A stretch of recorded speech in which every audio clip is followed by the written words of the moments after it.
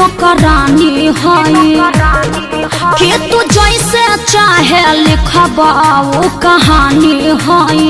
अरे बोला हम मेहर है तोहार कि नौकरानी है कि तू जैसे चाहे लिखबा वो कहानी है। हर साल देवा घर जाला अकेले असहम हो जाए। हर साल देवा घर जाला अकेले असहम हो जाए। भाई खाली झूठ बोले असंख्य बोला ले जाई तो पर साल पहले रहा। बोलबम जय शिव बोलबम बोलबम बोलबम जय शिव बोलबम जय शिव।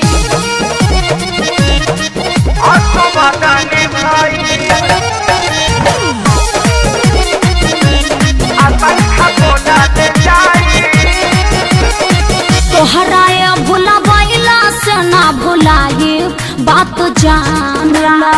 हाँ न कहबा तबले खाना न खाए अब तू मानला। तोहरी गौरी लेनी हो दावा सुनाए धानिया बोले हाथ बहू दे सके ते बात परेशानिया हमेशा ये रहेला। हवा तू बहुत चालू तोहरा जाल में हम ना आए। हवा तू बहुत चालू तोहरा जाल में हम ना आए। असरबादानी भाई चुड़िया लाले बिंदी संखा बोला ले आई। बोलबम बोलबम जय शिव जय शिव।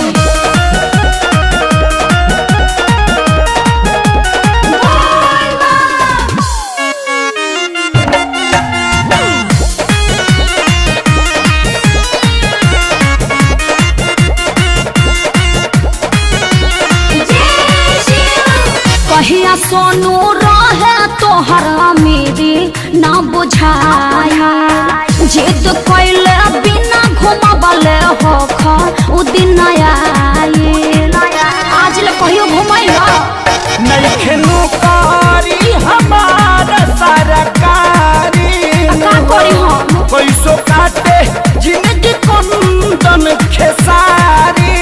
हाँ तो सुन लो कैला जकवनो धोखा तोहके एह बेरा बताए। कैला जकवनो धोखा तोहके एह बेरा बताए। असरबादानी भाई सही कहता चुड़िया लाले बिंदी संखा बोला ले आई। हम मेहर है तोहार कि नौकरानी है कि तू जैसे चाहे लिखबा वो कहानी है।